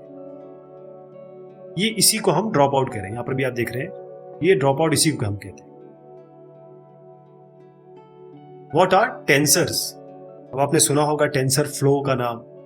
टेंसर ये आया है फिजिक्स से आया है बेसिकली। ये शब्द क्या है? तो टेंसर का मतलब होता है मल्टी डायमेंशनल एरेज। एरे क्या होता है? अगर आपने थोड़ी सी प्रोग्रामिंग जानते हो तो हम इस तरीके से नंबर्स लिखते हैं, जैसे 1 2 3, ऐसे आपके नंबर्स होते हैं। और ये जो एरे है, अगर ये एक डायमेंशन का ना हो के या एक डायमेंशन का हो और साथ में मल्टीपल डायमेंशंस वाले भी ये डील कर सकता है, ताकि इस डेटा को अलग अलग तरीके से रिप्रेजेंट किया जा सकता है। जैसे अगर एक डायमेंशन का है, 2 डायमेंशन का है, 3 डायमेंशन का है, और इसके अलावा मल्टी डायमेंशनल डेटा भी आता है। तो आगे के डायमेंशन की बात करते हैं तो इसी को हम टेंसर्स कहते हैं। होता यह है कि जब हम डेटा डालना चाहते हैं तो कई ऐसी प्रोग्रामिंग लैंग्वेजेस हैं या फिर जो आप एपीआई कहें डीप लर्निंग की, तो उसको टेंसर होल्ड करना या फिर उसको मैनेज करना आना चाहिए। अब यहां देखिएगा, ये 1D टेंसर है, ये नॉर्मल एरे है जिसको मैंने अभी बताया। यहां पर ये 2D हो गया, मैट्रिक्स फॉर्म में, इसमें रो और कॉलम है। जैसे ही आप 3D पे आते हैं तो आपको एक्स वाई तो मिलता ही है, साथ में जेड भी मिल रहा है। तो ये तो है ही आपके पास। ये कितनी डायमेंशन है ये भी बता रहा है। इसके अलावा आप आगे बढ़ जाइए, 4D हो गया, 5D हो गया, ऐसे अलग अलग मल्टी डायमेंशनल है। और डेटा को रिप्रेजेंट करने का तरीका, उसको हैंडल और मैनेज करने का तरीका, कंप्यूट करने का तरीका। What is the meaning of model capacity in deep learning? Model की कैपेसिटी का क्या मतलब हुआ? मॉडल कैपेसिटी का मतलब ये होता है कि कितने मैपिंग फंक्शंस, जो हम फंक्शंस यूज करते हैं ना, कितने ये ले पाएगा, मतलब कितनी कैपेसिटी है मॉडल की कि अलग अलग फंक्शंस ये डील कर सकता है। अगर आपके पास ये कहा जाए कि भाई आपके न्यूरल नेटवर्क की डीप लर्निंग में अच्छी मॉडल कैपेसिटी है, इसका मतलब ये है कि ज्यादा से ज्यादा इंफॉर्मेशन आप इसमें, खासतौर पर नेटवर्क में, आप रख सकते हैं। यहां ये मॉडल कॉम्प्लेक्सिटी का एक और एग्जांपल कभी कभी ऐसा भी पूछा जाता है, क्योंकि मॉडल कैपेसिटी, मॉडल कॉम्प्लेक्सिटी, तो किस तरीके से ये कितनी अंडर फिटिंग और ओवर फिटिंग दे रहा है, आपका टेस्ट डेटा के साथ क्या क्या प्रेडिक्शन एरर है, ट्रेनिंग डेटा के साथ कितना मैच कर रहा है, तो ये भी इसमें मॉडल कॉम्प्लेक्सिटी के तहत हम समझते हैं। What is Boltzmann machine? अब इसका चित्र जरूर देखिए आप। यहां पर आपके जो ब्लू दिख रहे हैं, इसको हम कहते हैं इनपुट नोड्स। यहां ये जो रेड है, इसको हम कह रहे हैं हिडन लेयर नोड्स। आपको आउटपुट लेयर नहीं दिख रही है ना? तो ये जो बोल्ट्जमैन मशीन है, ये न्यूरल नेटवर्क का जो आरएनएन होता है। अब आरएनएन को आप अच्छी तरह जानते हैं, पिछली बार हम डिस्कस कर चुके हैं। रिकरेंट न्यूरल नेटवर्क, तो यहां पर ये बाइनरी डिसीजन यूज करता है। बाइनरी मतलब होता है, बाई मतलब होता है 2। इसके साथ आपके बायसेस भी होंगे, ऑफ कोर्स एक्टिवेशन फंक्शन भी होगा। यहां पर न्यूरल नेटवर्क को इस तरीके से बनाया गया है जो थोड़ा सा सोफिस्टिकेटेड है और बहुत सारे कॉम्प्लेक्स प्रॉब्लम को दूर करता है। तो करता कैसा है? हम नॉर्मली क्या करते हैं, हमारे पास ऐसे इनपुट लेयर होगी या हिडन लेयर होगी, तो हम इसको इसके साथ कनेक्ट करते हैं, ऐसे करते हैं। यहां पर बोल्ट्जमैन मशीन में आप देखेंगे कि ये भी इसके साथ कनेक्टेड है, ये भी इसके साथ कनेक्टेड है, सारे के सारे इंटरकनेक्टेड है। तो होता क्या है, जब ये लर्न करता है ना, ये जब लर्न करता है और यही इसके लर्न करने पर जो आउटपुट आता है वो बाकियों में दोबारा जाता है, जो इनपुट में दोबारा जा रहा है। तो इससे क्या होता है कि जो रिजल्ट आता है, यानी ये मशीन अपने आप सीखती है कि मुझे ठीक करना है अपने आप, यानी कि जो वैल्यूज है उनको और सोफिस्टिकेट करना है या फिर कहें कि एरर से दूर करना है। एक और सवाल आएगा इसका आगे, what are some of the advantages of using TensorFlow. अब टेंसरफ्लो एक एपीआई है जो एआई के लिए, डीप लर्निंग के लिए यूज होती है। तो टेंसरफ्लो ये बेसिकली ओपन सोर्स है, किसके लिए? मशीन लर्निंग के लिए। अब इसमें क्या क्या है? इसमें टूल्स आपको मिलेंगे अलग अलग, इसमें लाइब्रेरीज है, और अगर कम्युनिटी कुछ डालना चाहती है वो भी है जो डेवलपर डालते हैं। और इसमें जब आप एक एप्लीकेशन बनाना चाहें मशीन लर्निंग की, वो आप बना सकते हैं। तो बेसिकली जो एप्लीकेशन एरियाज पहले आपको बता देता हूं। यहां पर ये जो टेंसरफ्लो है, इसमें मशीन लर्निंग के मॉडल है, उसको बना भी सकते हैं, ट्रेन भी कर सकते हैं। और इसके ऊपर आप केरास लगा दीजिए। केरास जो है हाई लेवल एपीआई है, टेंसरफ्लो जो है वो लो लेवल की एपीआई है। यहां पर आप क्लाउड पे, ब्राउजर पे या कोई और डिवाइस है उसमें अपने लैंग्वेज के हिसाब से भी चीजें बना सकते हैं। और क्योंकि इसका आर्किटेक्चर काफी सिंपल है, काफी फ्लेक्सिबल है, तो इसमें काफी सारे एक्सपेरिमेंट आप कर सकते हैं, खासतौर पर रिसर्च के अगर आप पॉइंट ऑफ व्यू से देख रहे हैं। तो टेंसरफ्लो के जो मैंने एडवांटेजेस बताए, पहले मैंने आपको बताया कि ये फ्लेक्सिबल है, प्लेटफॉर्म इंडिपेंडेंट है, सारे प्लेटफॉर्म पे आपको मिलेगा, और सीपीयू जीपीयू दोनों की कैपेबिलिटी लेके आप यूज कर सकते हैं। जब आप डीप लर्निंग पे जाते हैं तो आपको जीपीयूज की जरूरत पड़ने लगती है। ऑटो डिफरेंशिएशन है, और थ्रेड और एसिंक्रोनस कंप्यूटेशन, ये थोड़ा सा कंप्यूटर साइंस की चीज आ गई, लेकिन थ्रेड मतलब ये होता है कि आप काम एक को ना दे के बांट दे रहे हैं, वो एक साथ चल रहे हैं। ओपन सोर्स जैसे मैंने भी आपको बताया, और कम्युनिटी इसकी जबरदस्त है, सपोर्ट अच्छा है। What is the computational graph in deep learning? देखिए, डीप लर्निंग बोले या कोई भी साइंस बोले, इसमें जो कंप्यूटेशनल ग्राफ होता है वो एक ऐसा ग्राफ होता है जो कंप्यूट करता है, उसको ग्राफ की तरह दिखाया जाता है। ठीक, कुछ इनपुट्स आएंगे, उसको थोड़ा अरेंज किया जाएगा, और बेहतरीन तरीके से उसमें दूसरे भी इनपुट आए तो वो कंप्यूट कर सके। तो मैथमेटिकल कंप्यूटेशन को हम ग्राफ के रूप में दिखाना चाहें। इससे क्या होता है कि एक तो आप रिप्रेजेंटेशन अच्छे से कर सकते हैं, और जब बड़े डेटा आते हैं तो पैरेलल प्रोसेसिंग अच्छे से हो सकती है, परफॉर्मेंस बढ़ेगा, क्योंकि कंप्यूटेशन आप अच्छा कर रहे हैं, क्योंकि इसको आपने ऑर्गेनाइज कर दिया। जैसे अगर मैं आपसे कहूं a प्लस बी, तो आप क्या करें? a आपका एक नोड हो गया, ठीक, ये आपका हो गया प्लस, और ये b, है ना।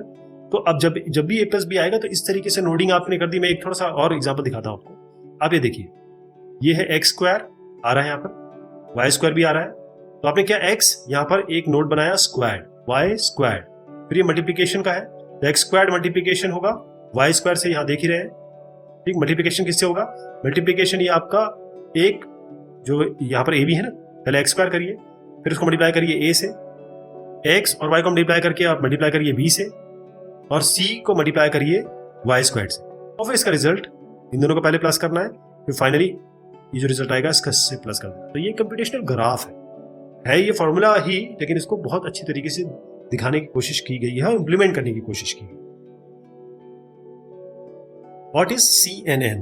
CNN न्यूज नेटवर्क की बात नहीं हो रही यहाँ पे, यहाँ पर हम कॉन्वोल्यूशन न्यूरल नेटवर्क की बात कर रहे हैं। जब भी हम इमेज की बात करते हैं, जैसे मैं आपको एक पहले एग्जांपल बताऊं, मान लीजिए ये एक छोटी सी इमेज है, मैं कह रहा हूँ 28 बाय 28 या 56 बाय 56 की है। आप मल्टीप्लाई करिए, इतने आपको इनपुट न्यूरॉन देने पड़े, मतलब इनपुट देने पड़े, तो ये बहुत बड़ा नंबर हो जाएगा। इसको मल्टीप्लाई करके देख लीजिए आप, मतलब अगर मैं 30 भी मान लूँ तो ये कितना 900 हो जाएगा, ये 748 शायद 746 ऐसा कुछ नंबर आता है इसमें। तो बेसिकली ये इतने सारों को हैंडल करना कर तो सकते हैं, लेकिन उसके लिए हमको कोई नई चीज चाहिए थी। ये नॉर्मल जो हमारा जो ट्रेडिशनल जिसे हम कहते हैं feed forward propagation neural network है, वो इसको हैंडल करने में सक्षम नहीं थे। तभी CNN आया, फिर उसके बाद टाइम की प्रॉब्लम हुई, तो फिर टेम्पोरल प्रॉब्लम, डेटा की प्रॉब्लम हुई तो RNN आ गया। इसी तरीके से चीजें सोफिस्टिकेट हुई। तो CNN जो है वो एक कन्वोल्यूशन न्यूरल नेटवर्क है। कन्वोल्यूशन नाम इसका है क्योंकि इसमें कन्वॉल्व करते हैं हम एक कर्नल को इमेज पे, खास तौर पे इमेज और विजुअल्स की एनालिसिस के लिए इसको यूज करते हैं। और ये जो आपका न्यूरल नेटवर्क है ये किस क्लास में आता है? इसको हम कहते हैं मल्टी चैनल इमेज, और इस पर बहुत अच्छा काम करता है। अब आप देखें, इसको समझिए थोड़ा सा। ये आपकी एक इमेज है, इसका एक हमने पार्ट लिया, यहां पर गए, इसको कन्वॉल्व करा। कन्वॉल्व मतलब ये होता है कि एक इमेज जैसी है ना, इस पे हम क्या करेंगे, एक मान लीजिए एज डिटेक्शन फिल्टर है, वो इस पे चलाएंगे और पूरा चलाएंगे, पहले यहाँ चलाएंगे, फिर यहाँ चलाएंगे, ऐसे करके पूरे हर एक पिक्सल की इस कर्नल का मल्टीप्लिकेशन करके वैल्यू लेंगे। ये हो गया।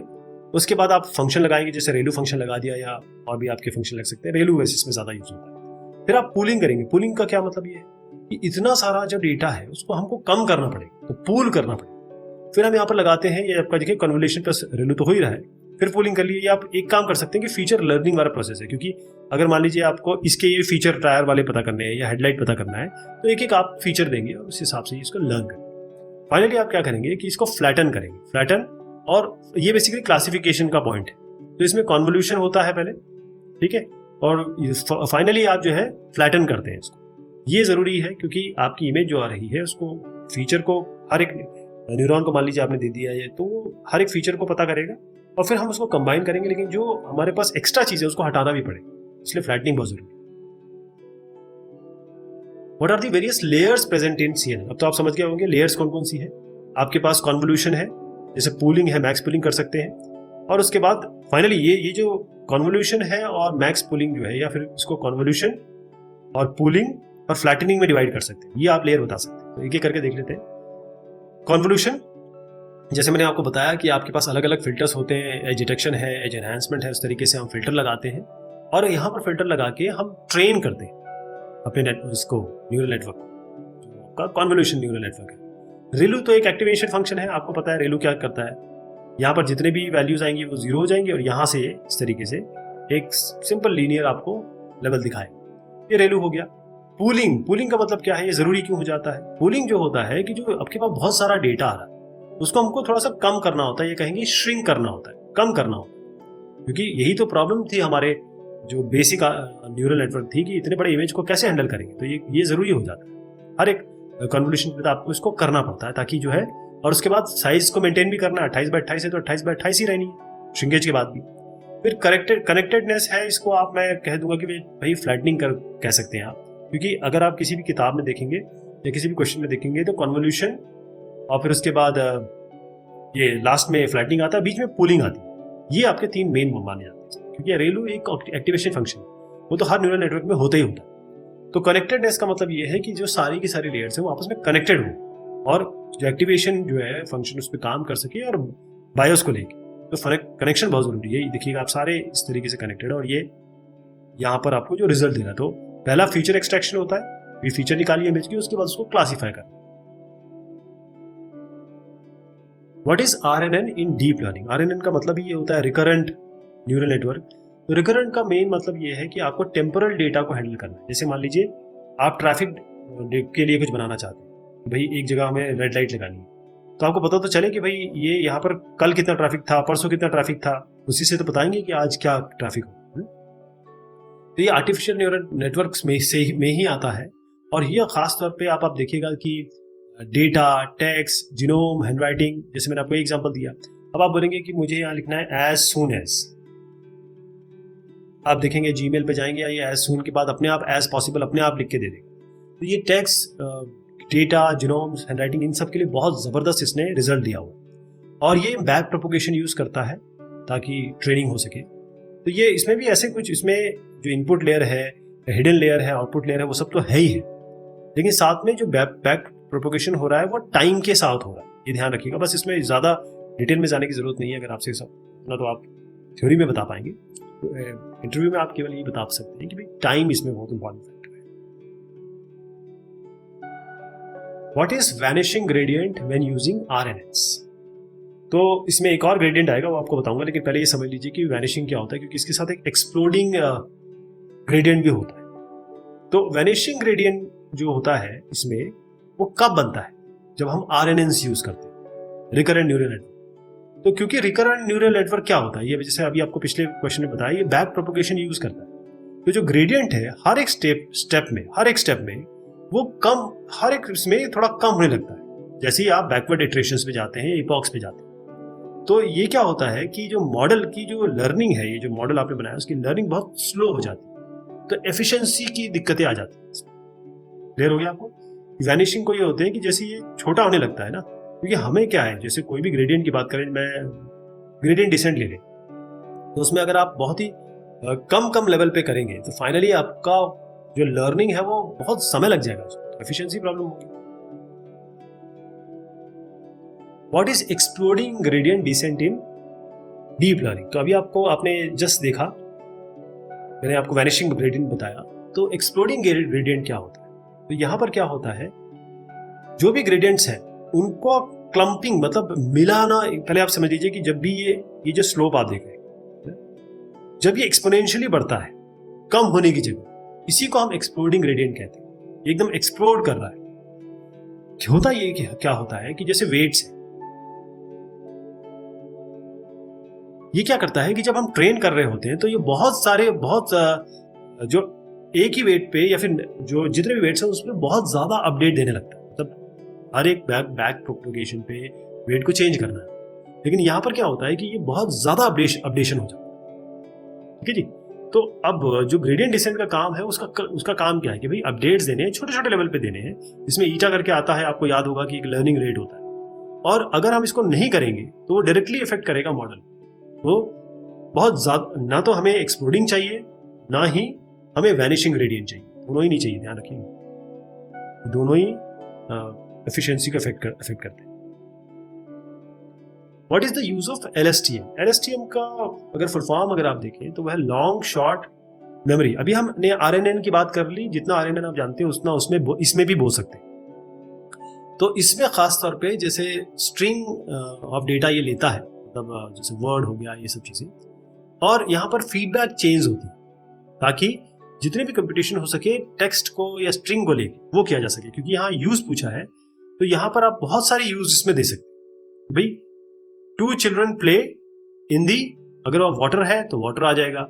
हर जगह आप देखिएगा कि ये इसमें कुछ सिमिलैरिटी ढूंढता है वो। और क्योंकि लॉन्ग शॉर्ट ये मेमोरी वाली बात है, तो इसमें आपके एक्टिवेशन होते हैं, मतलब बेसिकली गेट्स होते हैं, कब खोलना है और किस पॉइंट पे एक्टिवेट होना, ये बहुत सारी चीजें LSTM में होती है। तो अब अगर आप sequence of string of data में कहीं भी इसको इस्तेमाल कर सके, वही इसका यूज हो। Where are auto encoders used? Auto encoder का मतलब क्या हुआ? देखिए, ऑटो एनकोडर के बहुत सारे काम।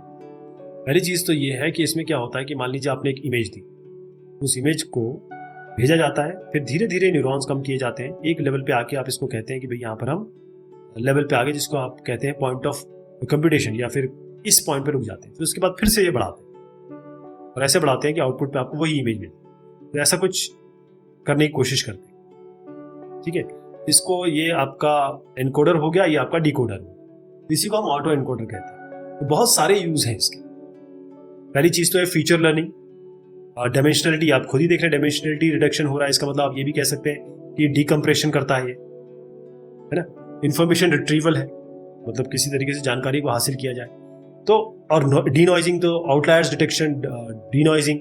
तो पहली चीज तो ये कलर अगर आप ब्लैक एंड व्हाइट इमेज में डालना चाहते हैं वो ये कर सकता है। इमेजेस से नॉइस रिमूव कर सकता है, हटा सकता है। डायमेंशनलिटी रिडक्शन तो खैर देख ही लिया।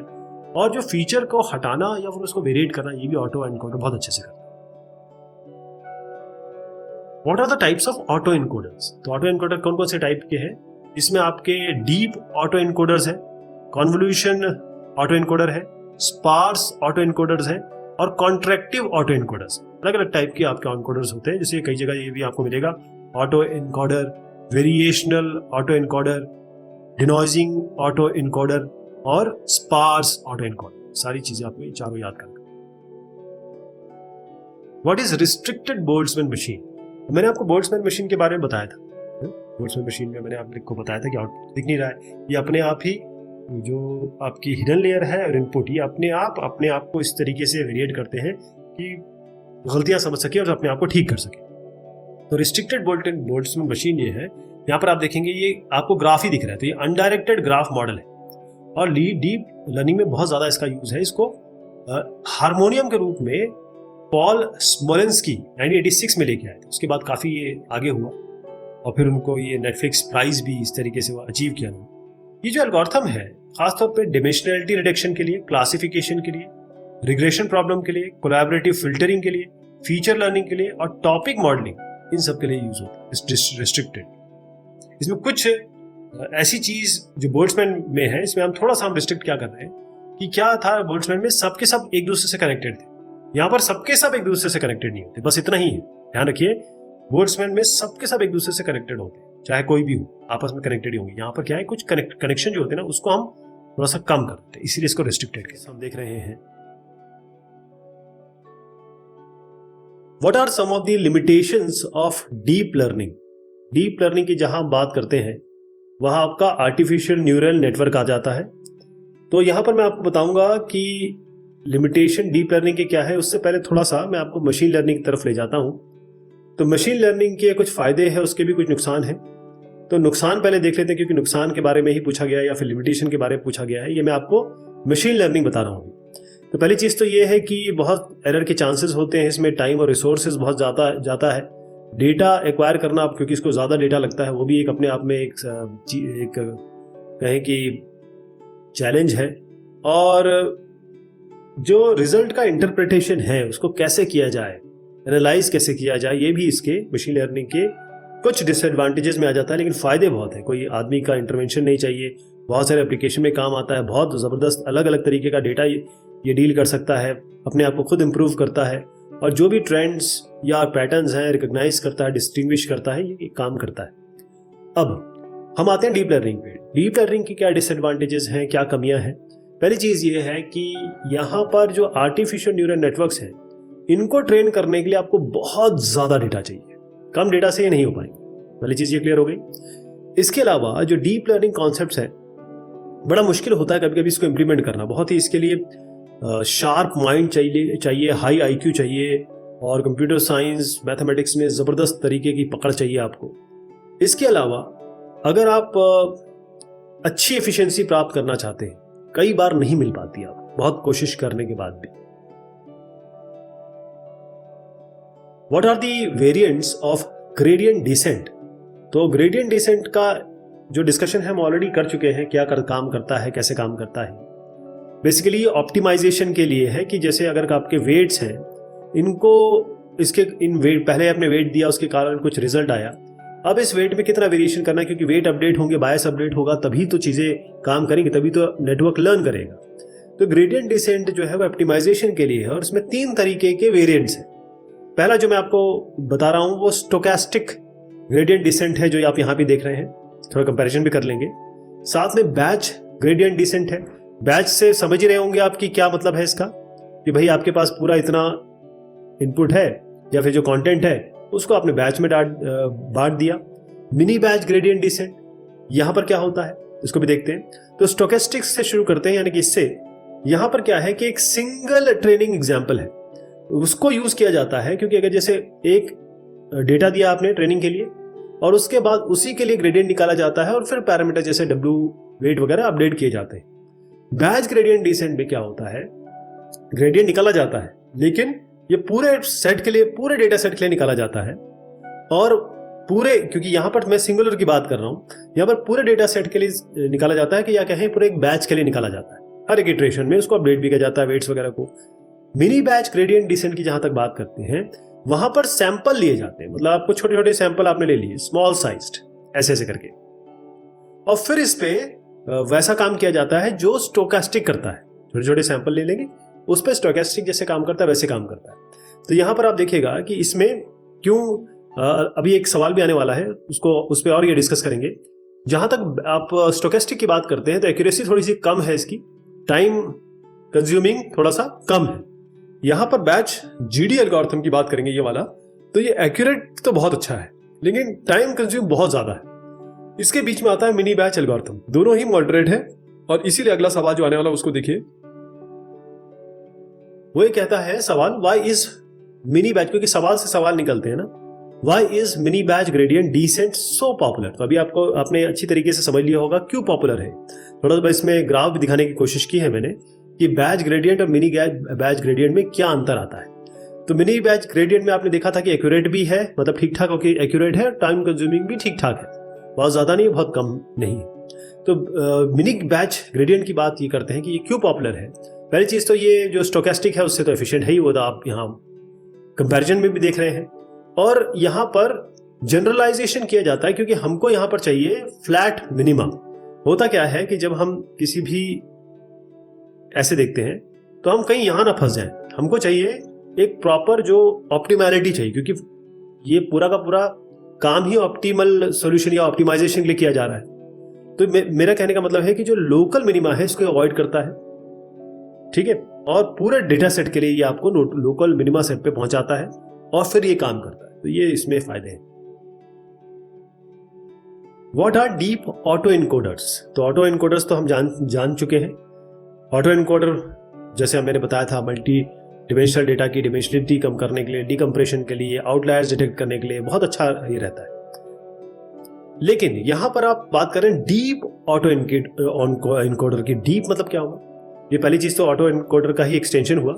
यहां पर क्या है कि जो पहली लेयर होगी, जो पहली लेयर की आप बात करते हैं, वो क्या होगा? ये पहला order function execution of the input. Input का जो पहला ऑर्डर एग्जीक्यूशन है ये पहले लेयर करेगी।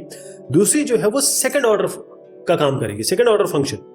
तो ये फर्स्ट सेकंड इस तरीके से बढ़ता चला जाता है। यहां पर देखिएगा कि दो डीप बिलीफ नेटवर्क है, मतलब जो नेटवर्क है जिसमें एनकोडर और डिकोडर की बात आप करते हैं, यहाँ पर एक जैसे डीप बिलीफ नेटवर्क को कंबाइन करके और डीप ऑटो एनकोडर बनाया जाता है। जो पहली शैलो लेयर्स है वो एनकोडिंग पार्ट है, उसके बाद जो दूसरी लेयर्स हैं वो आपकी डिकोडिंग पार्ट है। तो फर्स्ट लेयर क्या करती है? First order function execution. Second वाली करती है सेकंड ऑर्डर एग्जीक्यूशन फंक्शन। इस तरीके से काम करती है। Why is the leaky ReLU function used in deep learning? अब आपको पता होगा कि सिग्मॉइड बहुत चलता है, ऐसे फिर ReLU ये सबसे फेमस हुआ। अभी गूगल कहता है कि सबसे बढ़िया परफॉर्मेंस स्विच फंक्शन देता है। अब आप देखेंगे स्विच फंक्शन और जो लीकी ReLU है उसमें कितनी सिमिलैरिटी, उसका मैं बताता हूं। ये जो ReLU फेमस हुआ, इसमें ये था कि भाई अगर कुछ भी यहां आएगा तो ये इस तरीके से चलता है, 0। उसके बाद क्यों बढ़ता है आगे y = x या जो भी फंक्शन बनेगा। लेकिन जो ये लीकी ReLU है, इन्होंने क्या किया, या इस फंक्शन को बनाने वालों ने क्या किया कि ये एक इंप्रूव्ड वर्जन है पहला तो ये ReLU का। क्योंकि जो ReLU फंक्शन था उसमें क्या होता था, यहां पर ग्रेडियंट 0 हो जाता था। जब भी 0 से कम वैल्यू आ रही है, ठीक, वो क्या करता था, आपको मैक्स देता था, ये 0 और मैक्स। मतलब क्या है कि जो भी इधर आएगा वो तो 0 हो जाएगा, बाकी इसके आगे वैल्यू देता था। तो अगर कोई वैल्यू यहां आ रही है उसके लिए क्या करें, उसके लिए तो ये इसको 0 ही कर दे रहा है। तो यहां पर जो फॉल्ट आया उसको ठीक किया गया लीकी ReLU से। इन्होंने क्या किया, अब देखिए जो लीकी ReLU है वो आपके पास y = 0.01x दे रहा है, और यहां पर आप देख रहे हैं कि ये 0 नहीं हो रहा है, कुछ ना कुछ आपके पास एक वैल्यू आ रही है। देख रहे हैं आप, ये पूरी की पूरी एक वैल्यू आ रही है, यानी कि इस पॉइंट पे जो 0 चल रहा था वो आप कुछ वैल्यू आ गई। तो अब क्या होगा, ये जो 0 से कम वैल्यू है वहां जो न्यूरॉन्स का डीएक्टिवेशन हो रहा था वो नहीं होगा, क्योंकि उस कारण से डाइंग ReLU प्रॉब्लम आ रही थी। जो भी यहां वाली वैल्यू से वो 0 हो जा रही थी, तो ये तो काम नहीं चलेगा। इसीलिए इसको, और स्विच फंक्शन भी ऐसे कुछ करता है, यूं करके आता है, वो ऐसे बढ़ता है, तो वो भी कुछ इसी तरीके से काम करता है। What are some of the examples of supervised learning algorithm in deep learning?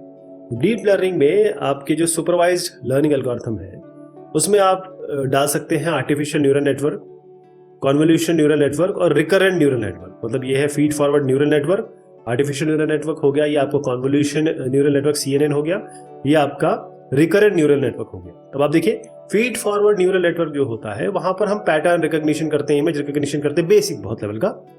जहां रिकरेंट की बात करते हैं वहां पर हम NLP या नेचुरल लैंग्वेज प्रोसेसिंग और जो स्पीच रिकॉग्निशन है जो आप बोलते हैं, वो कैसे सीरी समझ जाती है और कैसे वो कोर्टाना समझ जाता है, वो यहां से होता है। कन्वोल्यूशन मतलब ये है कि जितने भी इमेजिंग या विजन या वीडियो इसकी प्रोसेसिंग है या इसकी एनालिसिस है वो CNN के थ्रू होती है। What are some of the examples of unsupervised learning algorithms in deep learning? तो अनसुपरवाइज में क्या क्या ले आइए आप? अनसुपरवाइज में ले आइए आप ऑटो इनकोडर, बोल्ट्जमैन मशीन और SOM सेल्फ ऑर्गेनाइजिंग मैप। तो इन सब के बारे में हम बात कर चुके हैं, इसलिए मैं आपको बस चित्र दिखा देता हूं। ये ऑटो इनकोडर हो गया, ये बोल्ट्जमैन मशीन हो गई, और ये आपका सेल्फ ऑर्गेनाइजिंग मैप, यानी कि अपने आप को सेल्फ ऑर्गेनाइज करते हैं, इसीलिए ये अनसुपरवाइज्ड है। Can we initialize the weight of network to start from zero? अब पहले मैं आपको समझाता हूं, तब आपको समझ में आएगा कि क्यों रख तो सकते हैं, रखने के लिए कुछ नहीं है, दे दीजिए, लेकिन उसका रिजल्ट क्या मिलने वाला देखिए। हम क्या कह रहे हैं, सवाल पूछा जा रहा है कि हमने W1 को 0 दिया, W2 को 0 दिया, ऐसे यहां तक WN तक 0 दे दिया। अब यहां पर इनपुट क्या आता है, x1 इंटू W1, तो x1 इंटू 0 0 आएगा, x2 इंटू W2 यहाँ 0 आएगा, x3 इंटू W3 0, इस तरीके से 0 आएगा। तो बेसिकली इसको मिल क्या रहा है, फिर उसके बाद ये जाएगा एक्टिवेशन फंक्शन, पहले इसमें बायस जोड़ेंगे और फिर एक्टिवेशन फंक्शन से पास होगा ये। तो आपका आ तो 0 ही रहा है, कुछ एंटर ही नहीं कर रहे हैं, मतलब कुछ आपने दिया ही नहीं इसको। उसके बाद अब इसको बायस से जोड़ रहे हैं और फिर एक्टिवेशन फंक्शन से पास कर रहे हैं, तो हर बार एक्टिवेशन फंक्शन वही वैल्यू देगा, तो इंप्रूवमेंट तो कुछ हुआ ही नहीं, कुछ भी नहीं होगा। इंप्रूवमेंट के लिए बैक प्रोपोगेशन क्या करेंगे आप, 0 आप दे सकते हैं, क्लियर बात है, कोई दिक्कत नहीं है, लेकिन रिकमेंड नहीं किया जाता इसको, क्योंकि जब आप वेट्स को 0 दे देंगे जो यहां पर आप दे रहे हैं, तो होगा क्या, हर बार सेम आउटपुट आएगा। तो बैक प्रोपोगेशन अगर आप कर भी रहे हैं वेट्स को चेंज करने के लिए, तो वो क्या करोगे आप, क्योंकि वही वैल्यू आ रही है और वही चीज इसको मिल जा रही है। तो एसिमेट्री अगर नहीं है, जैसे W1 को आपने 0.2 दिया, W को 0.8 दिया, इसको 0.6 दिया, ऐसा कुछ नहीं दिया, तो वेट या तो रिजल्ट नहीं आएगा ठीक ठाक, या फिर ये एसिमेट्री नहीं मिलेगी, और दूसरा ये है कि अपडेट आप ठीक से नहीं कर पाएंगे, तो लर्निंग का कोई फायदा नहीं। मतलब आर्टिफिशियल न्यूरल नेटवर्क का मतलब क्या होगा फिर? What is the meaning of valid padding and same padding? पहले इसको समझिए, वैलिड पैडिंग का मतलब, पहले तो पैडिंग का मतलब समझ लीजिए। होता ये, इस चित्र से भी आप देखिए, यहां से समझाता हूं आपको। देखिए हमारे पास ये डेटा है, अब इस पे हमको चलाना है ये अपना कर्नल। तो बहुत ध्यान से समझिए कि यहां पर अगर हम कर्नल चलाते हैं इधर ऐसे इस पे, तो यहां पर हमारी सेंट्रल वैल्यू आएगी। मतलब जब हम कर्नल चलाते हैं 3x3 का मान लीजिए, तो सारे का जो एवरेज मल्टीप्लिकेशन करके यहाँ की वैल्यू आती है, तो यहाँ वैल्यू मिलेगी। फिर इनका क्या होगा, 156, 155, ये तो कभी भी नहीं हो पाएंगे क्योंकि ये तो ऐसा चल रहा है। तो ये अंदर वाले तो हो जाएंगे यहाँ से यहाँ तक, बाहर वालों का क्या होगा? तो इसके लिए क्या करते हैं, हम यहाँ पैडिंग लगाते हैं। पैडिंग का मतलब ये होता है कि एक्स्ट्रा कुशन दे देते हैं इसको, ताकि हमारा जो ये चले ना, वो यहाँ देखिए, ये जो चल रहा है ना, वो चल यहाँ से रहा है ऐसे, यूं, ये पूरा यहां से चलेगा, ताकि इसको भी वैल्यू मिले, इसको भी वैल्यू मिलेगा, फिर ये पूरा घूमेगा। तो यही पैडिंग नहीं करते हम, सारी जगह पैडिंग कर देते हैं, ऐसी पूरी पैडिंग कर देते हैं। तो एक्चुअल डेटा तो ये है, लेकिन इसके आगे 0 0 देख रहे हो। वैसे नॉर्मली क्या करते हैं, कई तरीके, ये पूरी लेयर जो है ऊपर उठा के रख देते हैं, ये पूरी लेयर यहां उठा के रख देते हैं, ये पूरी लेयर यहां उठा के रख देते हैं, पूरी लेयर यहां उठा के रख देते हैं, ताकि आपकी वैल्यू ज्यादा वेरिएट ना करे, क्योंकि जब कर्नल लगेगा तो ये पूरे पे काम करेगा। आप समझ गए पैडिंग का मतलब क्या है? अब वैलिड पैडिंग और सेम पैडिंग पे आई। वैलिड पैडिंग का मतलब ये है कि यहाँ पर जहां पर रिक्वायरमेंट ही नहीं है पैडिंग की, जो आउटपुट मैट्रिक्स होगा उसके सेम डायमेंशन होंगे। ये कन्वोल्यूशन की बात, कन्वोल्यूशन मतलब एक एक करके ये जो आगे बढ़ रहा है और उसके बाद ये वैल्यू बीच में रख रहा है। सेम पैडिंग का मतलब ये होता है कि जो पैडिंग एलिमेंट्स हैं यहाँ पर पूरे मैट्रिक्स में हम इस तरफ लगा रहे हैं, तो इनके सबके सेम डायमेंशन होंगे इनपुट मैट्रिक्स की तरह, और ये सारे के सारे सेम होंगे। सेम पैडिंग मतलब यहाँ यहाँ यहाँ यहाँ, सेम पैडिंग का मतलब यही हुआ। वैलिड पैडिंग का मतलब ये है कि भाई आपके पास जरूरत ही नहीं है। सेम पैडिंग का मतलब ये है कि आपके पास है, जरूरत है, लेकिन आप सेम चीज लगा रहे हैं।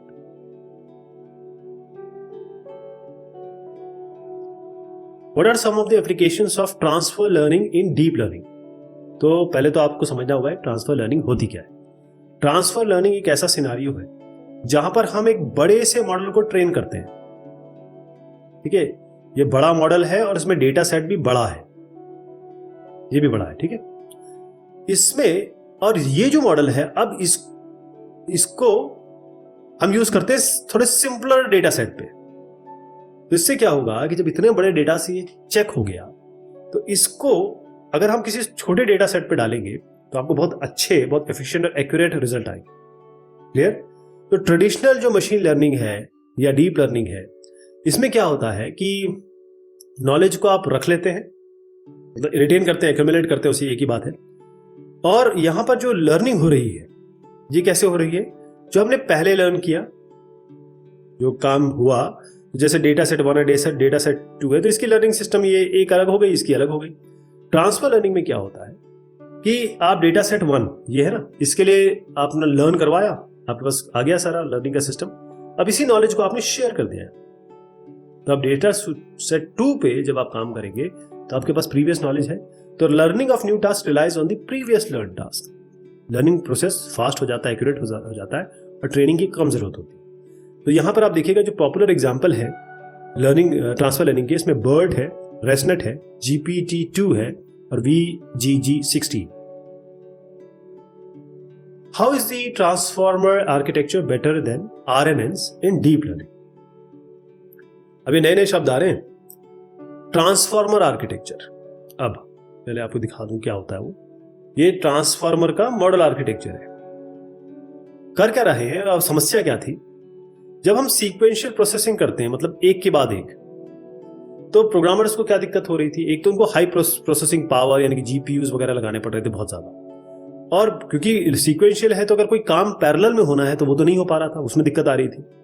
सो यहां से निकल के आया ये आपका ट्रांसफॉर्मर आर्किटेक्चर। यहां पर क्या होता है कि एक अटेंशन मैकेनिज्म होता है, ध्यान रहेगा, ये शब्द आपको दिमाग में बिठा लेने ताकि आपको बोलने हैं ना, क्योंकि एक छोटे से 2 मिनट के क्वेश्चन के आंसर में आप मैं आपको पूरा समझा पाऊंगा ट्रांसफॉर्मर आर्किटेक्चर, ना आप इसको पूरी तरह समझ पाएंगे। अभी आपको केवल ये जानना है कि ये शब्द मैंने सुना है और मैं इसके लिए कुछ बोल सकता हूं।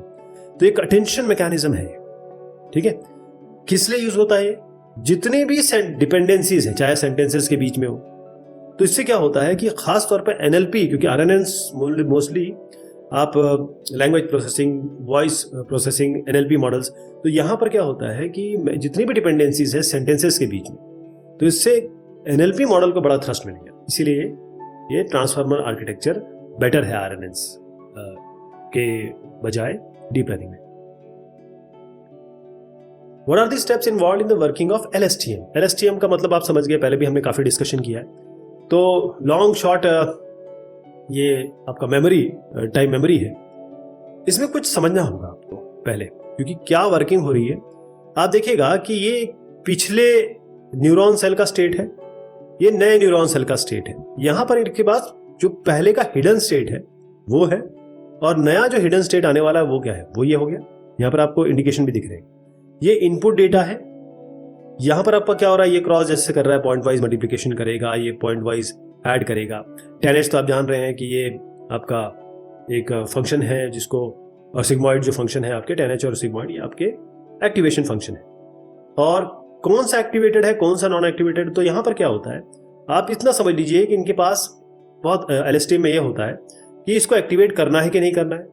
इसकी मेमोरी स्टोर होगी, एक स्टोरेज का भी हिसाब किताब है, गेट खुलेगा कि नहीं खुलेगा, गेट कहां बंद करना है, कौन सी मेमोरी को वापस भेजना है, कौन सी मेमोरी को लेके रखना है, ऐसा होता है। इसमें बहुत सारी चीजें इसमें एक काम करती है। तो 3 आप स्टेप समझ लीजिए। पहले क्या होगा, नेटवर्क क्या करेगा, इंफॉर्मेशन लेगा, वो उसको याद करेगा, इट हैज टू रिमेंबर, और ये देखेगा कि मुझे याद क्या करना है और भूलना क्या है। ये बहुत इंपॉर्टेंट है, जो चीज काम की नहीं है वो भूल जाएगा, बाकी याद कर लेगा। अब जो सेल की स्टेट वैल्यूज जो मैंने आपको ये बताया, ये वाली जो स्टेट वैल्यूज है, वो इस हिसाब से आपकी अपडेट होंगी, वही कौन सी याद करना है, कौन सी भूल जाना है। अब नेटवर्क फिर से कैलकुलेट करेगा कि भाई कौन सा पार्ट है अभी करंट स्टेट का जो आपको आउटपुट देगा। मैंने बताया ना कौन सा आउटपुट देगा, कौन सा नहीं देगा, वो सब चीजें उसमें होती है। तो इतना अभी याद रखना है आपको। What are the elements in TensorFlow that are programmable? अब इसमें देखिए TensorFlow में जाएंगे तो ये अपने आप में बहुत बड़ी विधा है। अभी आप फिलहाल के लिए आर्किटेक्चर देख लीजिए, और मैं आपको जो बता रहा हूँ वो बिल्कुल दिमाग में डाल लीजिए। Constant variables place holders, constant variable place holder. जब TensorFlow पे काम करते हैं आपने देखा होगा कि कई बार केरास में या फिर किसी पाइटॉर्च में जब आप काम करते हैं, कोई भी प्रोग्रामिंग लैंग्वेज या किसी भी एपीआई में काम करने के लिए आपको कांस्टेंट चाहिए, वेरिएबल चाहिए, प्लेस होल्डर चाहिए, जैसे एरे वगैरह चाहिए। तो ये आपके 3 एलिमेंट है। What is the meaning of bagging and boosting in deep learning? Bagging क्या हुआ, बूस्टिंग क्या हुआ? बैगिंग का मतलब ये होता है कि आप क्या करते हैं, ये आपके पास ये पूरा डेटा है, इसको आप स्प्लिट कर लेते हैं और इसको डालते हैं फिर बैग में, लेकिन रैंडमली डालते हैं। ध्यान रखिएगा, इसको बैग्स में डालते हैं, मतलब लिटरली नहीं डालते, बस इसका मतलब यही है। बैगिंग का मतलब ये है कि आपने डेटा को स्प्लिट किया और उसको अलग अलग, चाहे आप पॉइंटर के तहत दिखा दीजिए या कहीं और किसी डेटा स्ट्रक्चर में रख दीजिए, उस तरीके से ये रखा जाता है मॉडल को ट्रेन करने के लिए। किस लिए? मॉडल को ट्रेन करने के लिए। बूस्टिंग कौन सा है?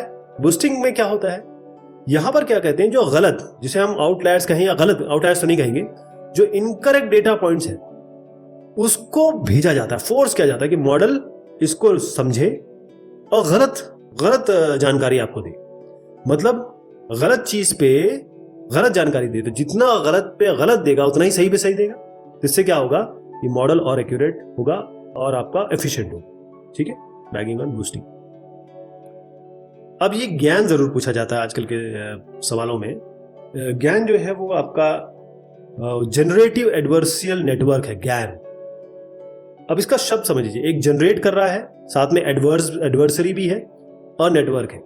तो आप देखिए, मैं पहले आपको ऐसे समझाता हूं कि आप हैं और आप रेसलर हैं, आप गए एशियन चैंपियनशिप में, इससे हार गए, फिर आप गए वर्ल्ड चैंपियनशिप में, आप इससे हार गए। बेसिकली जब आप ओलंपिक्स में जा रहे हैं तो आपको क्या करना होगा, आपको पता है मैं हार रहा हूं, क्यों? क्योंकि ये मेरा एडवर्सरी है, मैं अपनी पावर जनरेट करूंगा, ये मेरी पावर को कम करने की कोशिश करेगा, यही तो है। तो इससे क्या होगा, आपकी स्ट्रेंथ बढ़ जाएगी, क्योंकि जब आप ओलंपिक में जाएंगे तो आप उसकी स्ट्रेंथ जान चुके हैं, तो आप जबरदस्त फोर्स लगाएंगे और ये भी उतना ही फोर्स कम लगाएगा आपके ऊपर। तो यहां पर आप जनरेटर है, ये आपकी एडवर्सरी है, ठीक है, जिसको हम डिस्क्रिमिनेटर कह सकते हैं। तो जनरेटिव एडवर्सरी नेटवर्क, यहां पर हमको क्या चाहिए, हम इसको इसलिए इस्तेमाल करते हैं ताकि हम जनरेटिव मॉडलिंग अचीव कर सके, कोई चीज बन के निकल के आए। तो ये तो अनसुपरवाइज तरीका है जिसमें हम पैटर्न निकालने की कोशिश करते हैं जो इनपुट डेटा आ रहा है। अब generator is used to generate new examples. Generator का नाम ही है कि भाई जनरेट कर रहा है। जो डिस्क्रिमिनेटर का काम है वो क्लासिफाई करेगा इन एग्जांपल को जो जनरेटर से निकल के आ रहे हैं। खास तौर पे जो रियल है और फेक है उसके लिए काम होता है कि ये जो कर रहा होगा उसके अगेंस्ट ये काम करेगा। कहने का मतलब यहाँ पर देखें कि ये लेटेंट स्पेस है, यहाँ से नॉइज जा रही, जनरेटर है, ये फेक सैंपल जनरेट कर रहा है, गलत सैंपल जनरेट कर रहा है, यहाँ से रियल सैंपल आ रहे हैं। अब ये डिस्क्रिमिनेटर का काम है कि किसको आने दे किसको ना आने दे, या फिर बताए इसको, या फिर इसके पीछे जो साइंस है ये टेक्नोलॉजी वो तो डिस्कस नहीं कर सकते अभी, लेकिन अभी फिलहाल ये समझिए। और फिर आता है इज डी इज करेक्ट, अगर डी करेक्ट है इनकरेक्ट है फाइन ट्यूनिंग होगी, फिर से जाएगा जनरेटर, फिर से जनरेट करेगा। इस तरीके से फाइन ट्यून करते करते अल्टीमेटली फेक और रियल में एकदम एक डिस्टिंक्शन हो जाएगा। जनरेटर अपना काम कर रहा है, डिस्क्रिमिनेटर अलग अपना काम कर रहा है। इसी से दूसरा सवाल बनता है कि why are generative adversarial network so popular. तो क्यों पॉपुलर है? इसलिए पॉपुलर है, जैसे मैंने आपको कहा कि भाई ये बहुत सारे काम करते हैं, राइट, इतने सारे काम करते हैं कि जिसकी कोई हद नहीं है, बहुत सारे चीजों में इसका काम आता है। कोई जो जनरेटिव एडवर्सियल नेटवर्क है, पहली चीज तो ये है कि इमेज से आप काम कर रहे हैं, तो ये कॉन्ट्रैक्शन सुना होगा, उसमें ट्रैक्शन का शब्द आता है, तो ये बहुत उसको श्रिंक कर देता है और वर्किंग भी बड़ी अच्छी है। देखिए जो ज्ञान है, आपकी जितनी भी आर्टिस्टिक इमेज है आजकल बन रही है या स्केच बनती है या फिर पेंटिंग से, इसको बनाने के काम में आता है। इमेज एनहांस कर देगा ये, यानी कि रेजोल्यूशन आपकी इमेज की बढ़ा देगा। इमेज ट्रांसलेशन यानी आपका बहुत सारी चीजें, जैसे नाइट है रात है या समर टू विंटर कर देगा, ये दिन को रात कर देगा, ये इसमें पावर है।